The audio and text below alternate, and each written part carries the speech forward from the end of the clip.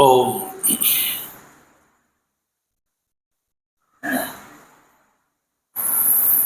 शंकरं शंकराचार्यं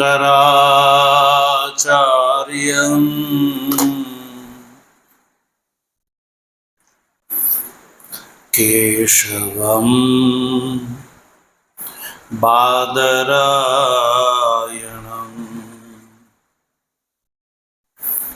सूत्रभाष्य कृतौ वन्दे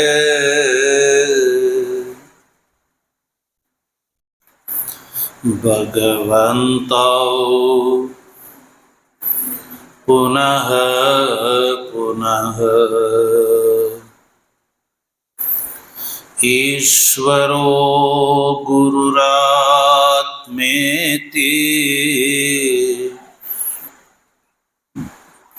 मूर्तिभेद विभागिने व्योमवत् व्याप्तदेहाय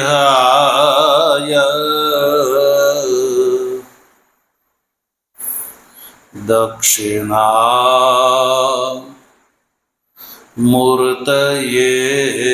नमः। ओम शांति शांति शांति।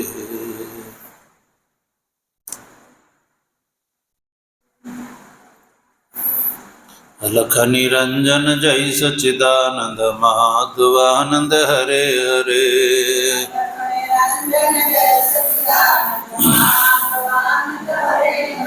हे माधवानंद हरे हरे गुरु माधवानंद हरे हरे।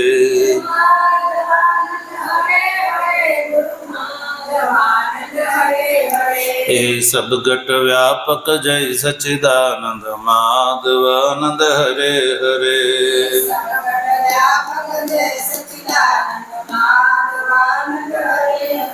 हे घट घट व्यापक जय सच्चिदानंद माधवानंद हरे हरे।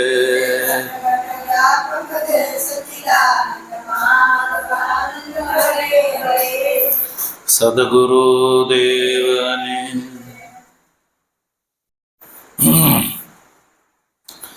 तत्व जिज्ञासु सज्जनों,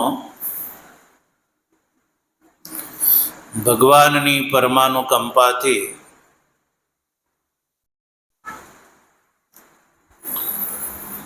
पवित्रतम चातुर्मासना आ दिव्य समय में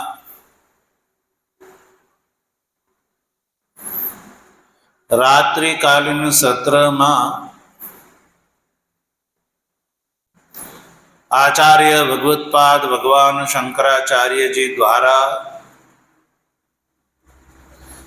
विरचित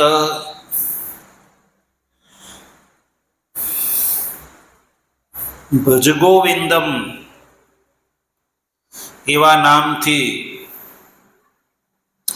सुप्रसिद्ध अने जेनु मूल नाम छे चरपट पंजरिका स्तोत्रम। भगवान भाष्यकार द्वारा रचित जे श्लोक छे जे द्वादश पंजरिका कहेवाय छे। द्वादश पंजरिका एनो आपणे विचार करी रह्या छीए।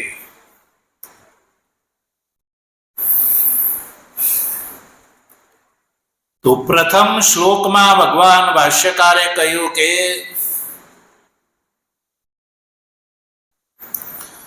प्राप्ते सन्निहिते काले नहीं नहीं रक्षते डुक्रिण्य करणे।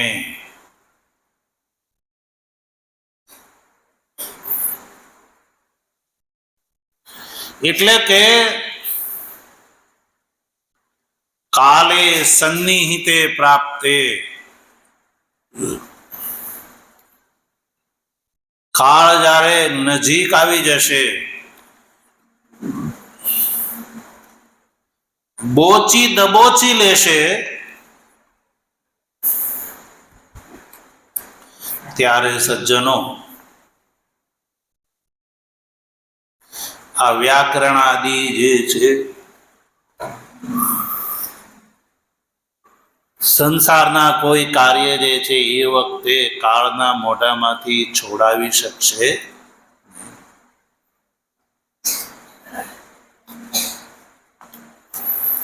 તો તમે કહેશો કે કાળ તો દેખાતો તો છે નહીં,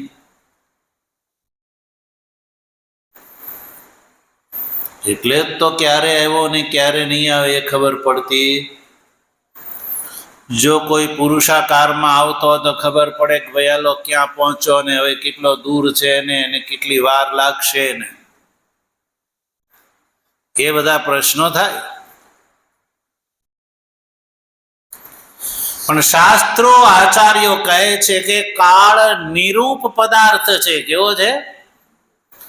નિરૂપ છે. નિરૂપ એટલે નિર્ગત રૂપ, જેમાં કોઈ રૂપ ન હોય એને નિરૂપ કહેવામાં આવે છે. એટલે કે આકાર પ્રકારથી રહિત કાળ કેવો છે? કોઈ પણ પ્રકારના આકાર પ્રકારથી રહિત છે.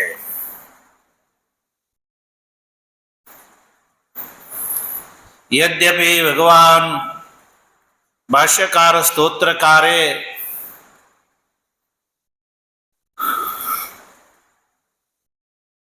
પ્રથમ શ્લોકમાં કાળ શબ્દનો પ્રયોગ કર્યો છે.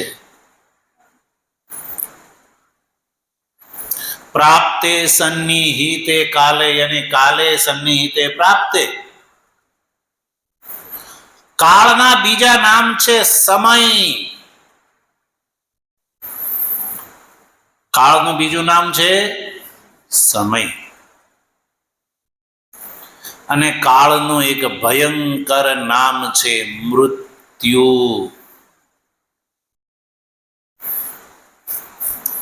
જેનાથી બધા જ પ્રાણીઓ ડરે છે. કોઈને એની સાથે મિત્રતા નથી. કાળની સાથે કોઈને ભાઈબંધી હોય એવો કોઈ વ્યક્તિ જોયો ભાઈ કે જેને કાળની સાથે ભાઈબંધી હોય? નહીં.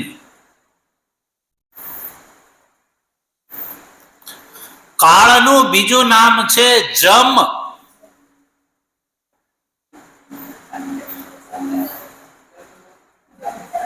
કોણ લેવા આવે છે? અંતકાળે લેવાને જમા આવ્યા રે, એનો ભાળ્યો ભયંકર વેશ તો એ જાણ્યા નહીં જગદીશ ને રે. બોલો, કાળ જે છે ને એ લેવા આવે ને તોય દેખાતો નથી ભાઈ. કોઈ વ્યક્તિનું મૃત્યુ થઈ રહ્યું હોય, જ્ઞાતિ બંધુઓ બધા એને એના ખાટલાની ઘેરીને ઊભા હોય, અને એ વખતે એ મુમૂર્ષુ વ્યક્તિ જ્યારે શરીર છોડી દે છે અને શરીરમાંથી નીકળી જાય છે ત્યારે કોઈને દેખાતો નથી.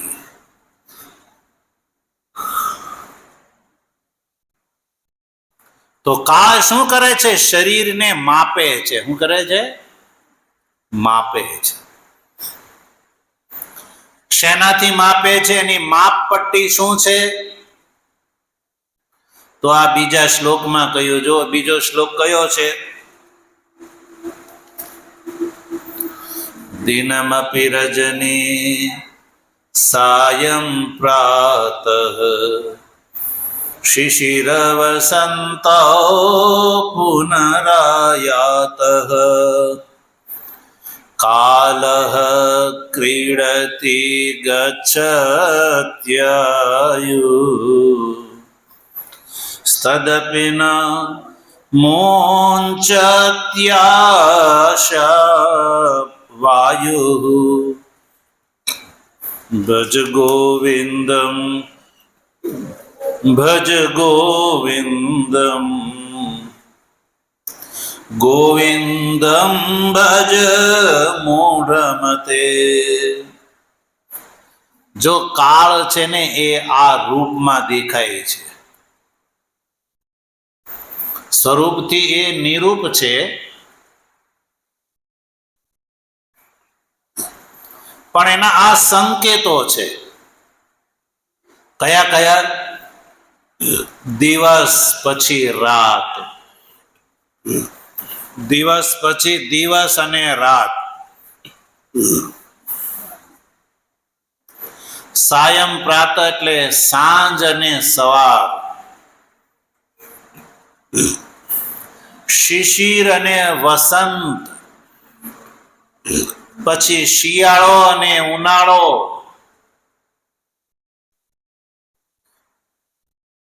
કૃષ્ણ પક્ષ અને શુક્લ પક્ષ, ઉત્તરાયણ અને દક્ષિણાયન અને સંવત્સર એટલે એક વર્ષ. ક્યારે નીકળી જાય છે ખબર રહે છે?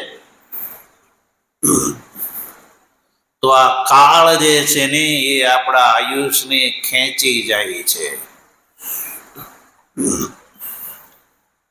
યમના દૂતો, તમે સાંભળ્યું, યમના દૂતો આવીને પ્રાણને ખેંચે છે શરીરમાંથી. તો એ ખેંચવું શું છે?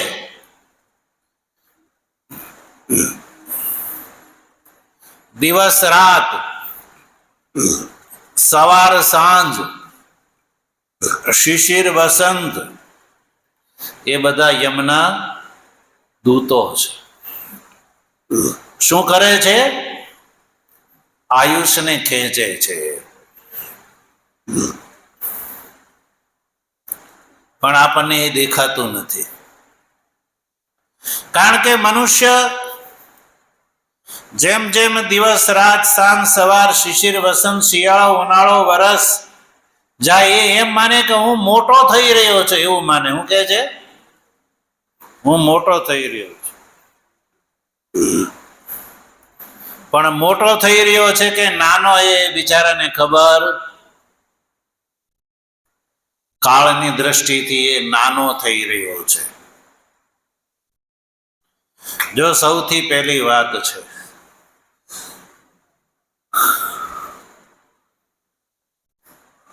વર્ષના બે ભાગ, સંવત્સરના બે ભાગ. કાળ શું છે, કેવા સ્વરૂપમાં આપણી સામે આવે છે? તો સંવત્સરના બે ભાગ, દક્ષિણાયન અને ઉત્તરાયણ. 6 માસના બે ભાગ. પછી આ બંને 6 માસના પાછા બીજા 3 ભાગ. કેટલા? 3 ભાગ. દક્ષિણાયનના 3 ભાગ અને ઉત્તરાયણના 3 ભાગ, જેને ઋતુ કહેવામાં આવે છે. શું કહેવાય છે? બોલો. ઋતુ. ઋતુ કેટલી છે? 6 છે. કઈ કઈ ઋતુ જો? સૌથી પહેલા આપણે દિવાળીથી ચાલુ કરો. હેમંત અને શિશિર, આ બે શિયાળાની ઋતુ. હેમંત ઋતુ અને શિશિર ઋતુ, એ 4 મહિના રહે. એ શિયાળાની 2 ઋતુ.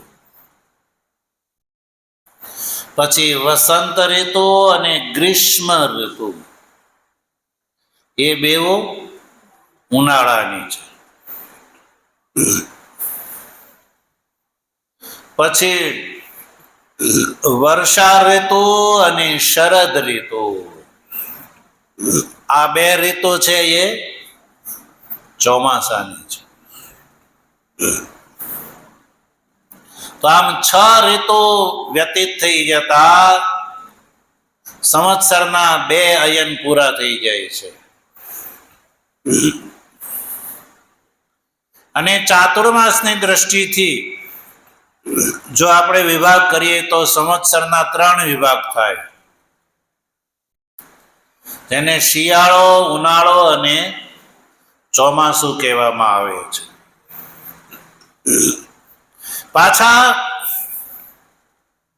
એક મહિનો જે છે એના 2 ભાગ થાય, કૃષ્ણ પક્ષ અને શુક્લ પક્ષ.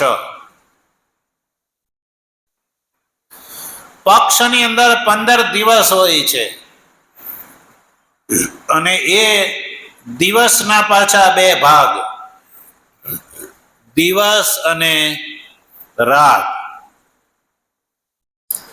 અને એમાં 2 કાળના પોરા આવે, સાયમ અને પ્રાતઃ, એટલે સવાર અને સાંજ, જેને અહર્નિશ કહેવામાં આવે છે. અહર એટલે દિવસ અને નિશા એટલે રાત્રિ.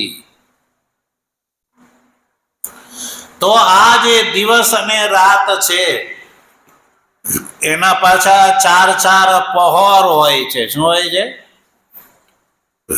પહોર. અત્યારના જનરેશનને તમે પહોર કહો તો બિચારાને ખબર જ ના પડે, કારણ કે એ તો અંગ્રેજોના સંસ્કારથી સંસ્કૃત છે, એટલે એ તો કલાક અને મિનિટને જાણે છે. કલાક, મિનિટ અને સેકન્ડને જાણે છે. દિવસના કેટલા પહોર, રાતના કેટલા પહોર એ બિચારાને ખબર. તો એક દિવસના 4 પહોર હોય છે ભાઈ. એમાં પહેલો પહોર સવારના 6 વાગે ચાલુ થાય,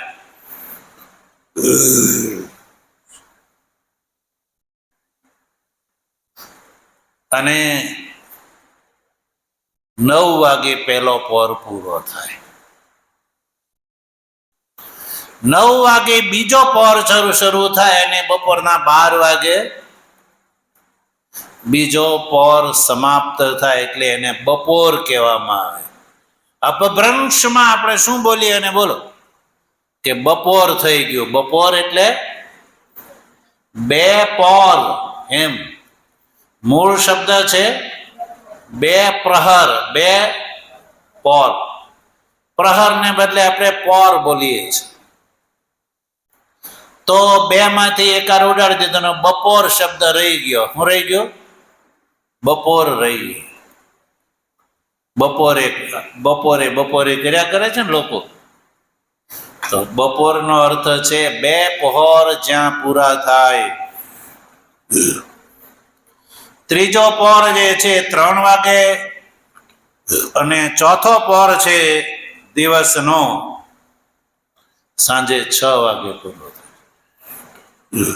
અને રાત્રિનો પ્રથમ પહોર શરૂ થાય સાંજના 6 વાગે અને 9 વાગે એ પૂરો થાય, અને રાત્રિના 12 વાગે એ બીજો રાત્રિનો પહોર સમાપ્ત થાય. 12 વાગે પૂરો થયા પછી 3 વાગ્યા સુધી એ ચાલે,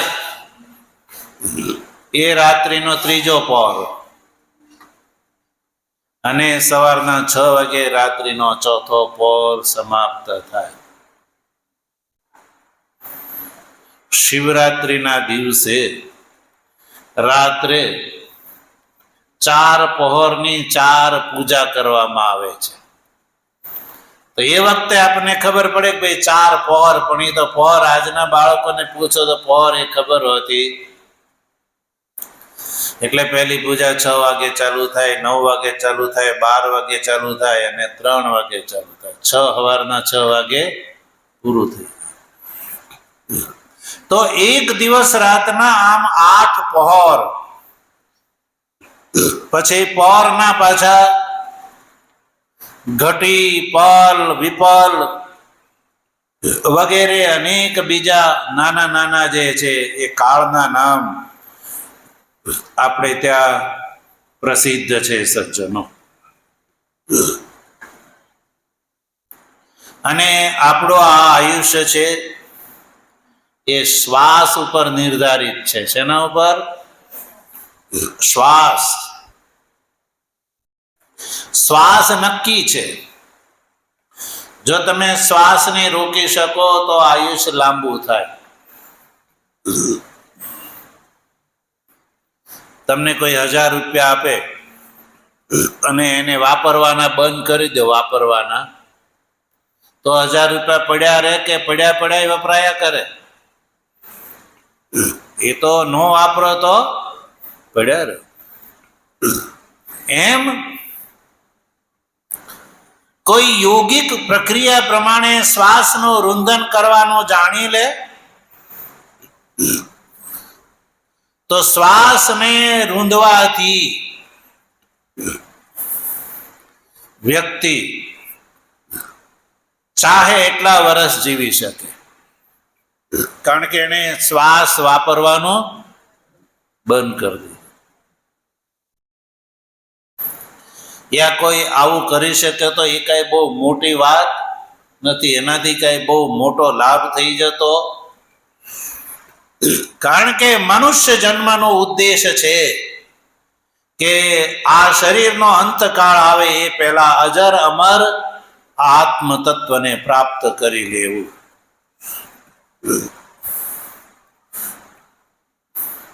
પ્રાણના રોદનથી યોગિક પ્રક્રિયાથી કોઈ સિદ્ધિ વગેરે પ્રાપ્ત કરી લે તો એ સિદ્ધિ એ સંસારનું જ ફળ છે, એનાથી વધારે કોઈ વધારે નહીં. એટલે આપણું આ શરીર છે એ કાલાધીન છે. આપણું આ શરીર જ નહીં, આત્માથી અતિરિક્ત આ સંપૂર્ણ દૃશ્યમાન જે પંચભૂતાત્મક જે બ્રહ્માંડ છે એ કાલાધીન છે.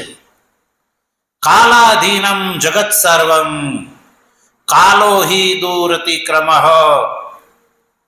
કાળનું કોઈ અતિક્રમણ ન કરી શકે, બ્રહ્માજી પણ નહીં. બ્રહ્માજીનું એ આયુષ્ય નિર્ધારિત છે ને એના 100 વર્ષ પૂરા થઈ જાય એટલે બ્રહ્માજીને પોતાનું શરીર છોડવું પડે છે. આયા હે સો જાયેગા, રાજા રંક ફકીર, કોઈ સિંહાસન ચढ़ ચલે, કોઈ બાંધ જંજીર. રાજા હોય કે રંક હોય, કાળની સામે કોઈની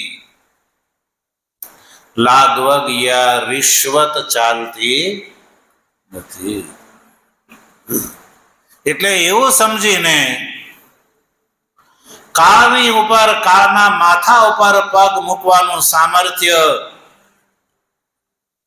આ ગીતા, ઉપનિષદ વગેરે શાસ્ત્રો આપણને આપે છે.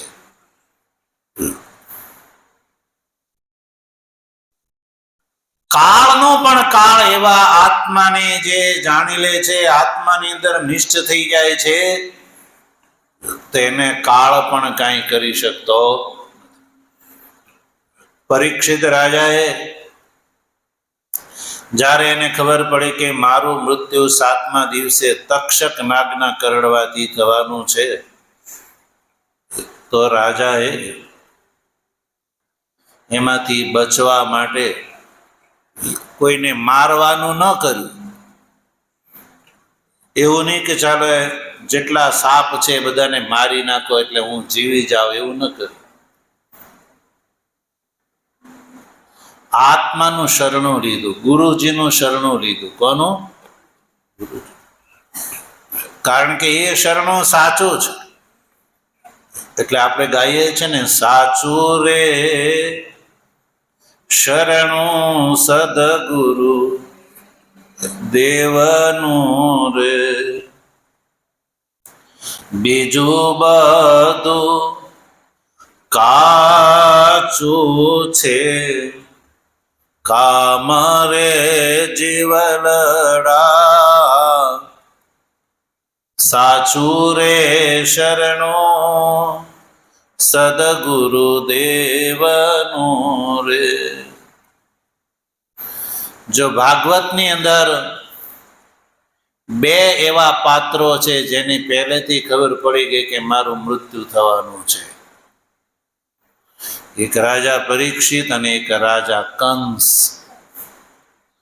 કંસને પણ આકાશવાણીથી ખબર પડી ગઈ કે અસ્યાસ્ત્વામષ્ટમો ગર્ભો હન્યતે વહ સાંબુદઃ. એ છે કે હે કંસ, જેનું તું વહન કરીને લઈ જઈ રહ્યો છે ને, એનો 8મો ગર્ભ જે છે એ તને મારી નાખશે. અસ્યાસ્ત્વામ અષ્ટમો ગર્ભો હન્યતે. ગર્ભ કયું? બાળક એવું કાંઈ કયું નહીં. 8મો ગર્ભ જે છે એ તને મારી નાખશે. તો કંસને તે ખબર પડી, તો કંસે બચવા માટે શું કર્યું? પાપ કર્મ ચાલુ કર્યા, બાળકોને મારવાનું ચાલુ કર્યું. અને પરીક્ષિત રાજાને પણ ખબર પડી કે 7મા દિવસે મારું તક્ષક નાગના કરડવાથી મૃત્યુ થવાનું છે. તો રાજા પરીક્ષિતે રાજ્ય કારભાર છોડી દીધો. એવું કોઈને ન કહ્યું કે સંસારની અંદર જેટલા નાગ છે, હાપ છે, એ બધાને મારી નાખો એટલે મને કોઈ કડવા આવે જ નહીં.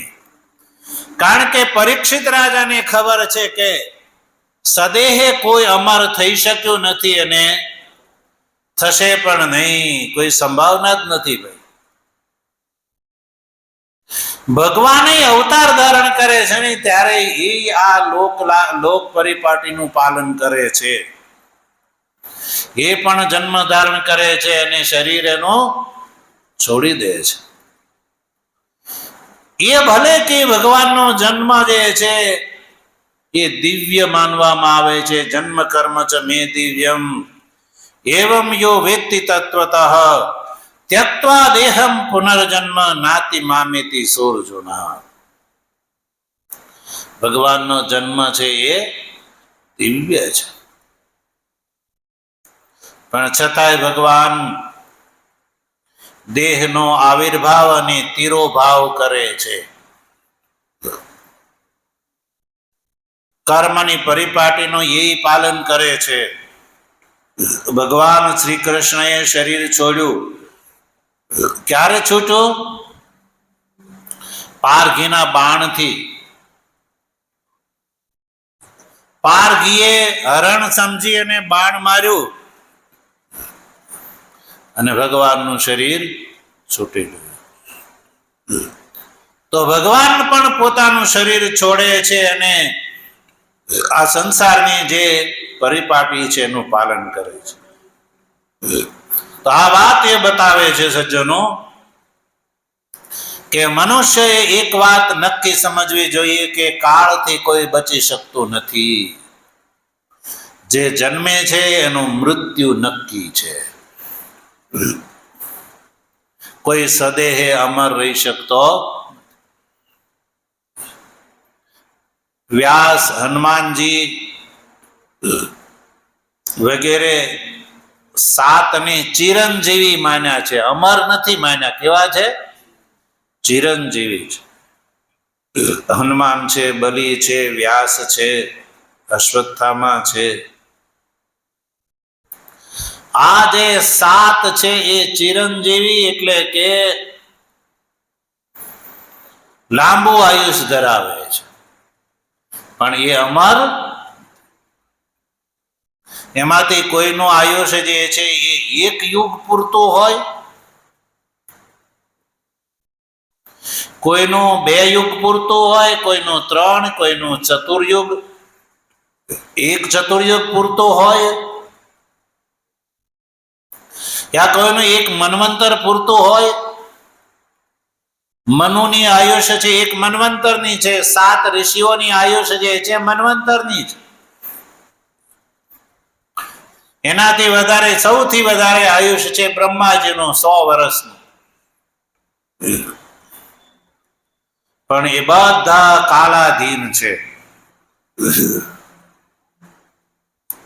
જગતના આ શાશ્વત નિયમને કોઈ તોડી શકતું નથી. એટલે ભગવાન શ્રી કૃષ્ણે કહ્યું કે જાતસ્ય હિ ધ્રુવો મૃત્યુર ધ્રુવમ જન્મ મૃતસ્ય ચ તસ્માદ પરિહાર્યેર્થે નત્વમ શોચિતુમ અર્હસી. ભગવાને કહ્યું કે અર્જુન, જે જન્મે છે એનું મૃત્યુ નક્કી છે, અને જે મરે છે ને એનો જન્મ નક્કી છે. આ અપરિહાર્ય અવસ્થા છે, એટલે કે જેનો પરિહાર સંભવ નથી. એટલે જન્મ અને મૃત્યુનો અર્જુન તારે શોક કરવો જોઈએ નહીં. એટલે કાળ જે છે સજ્જનો, એ આપણા શરીરને દિવસ રાત, સાંજ સવાર, શિશિર વસંત રૂપી કાળ આપણા શરીરને ખાય છે અને આપણા શરીરની આયુષ્યને ઓછી કરે છે.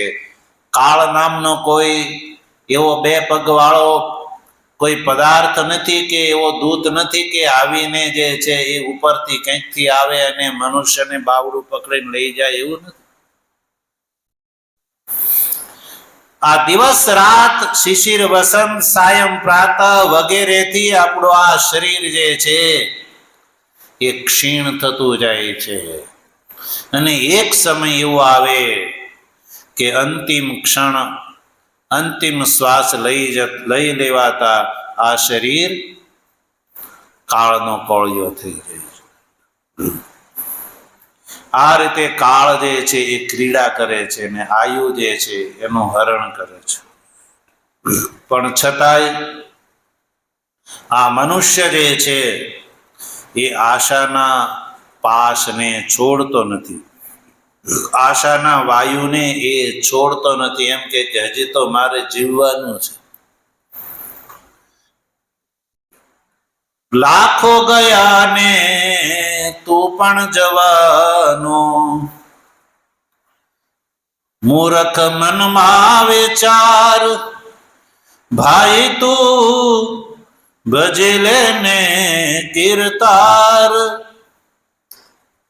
તો બોલો, આ જન્મમાં, આ મનુષ્ય શરીરમાં ને આ ધરાતરો પર કેટલા લોકો આવીને મૃત્યુ પામ્યા હશે, અને બધા જીવી જાય. અત્યારે જીવતા હોત તો પગ મૂકવાની જગ્યા રહેતા સંસારમાં.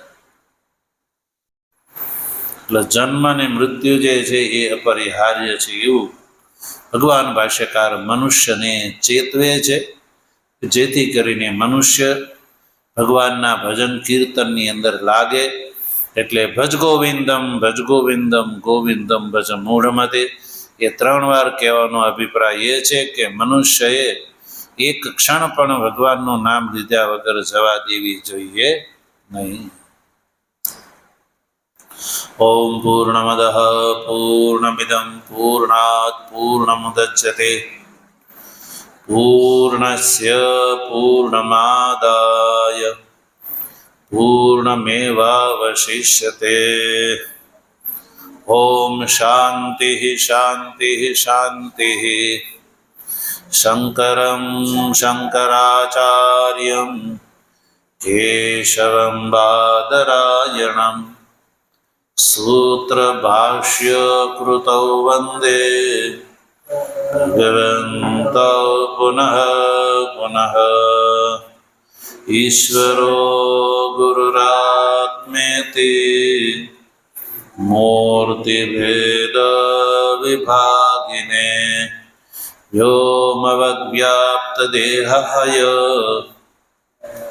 દક્ષિણામૂર્તયે નમઃ. ઓમ શાંતિ શાંતિ શાંતિ. સચ્ચિદાનંદમય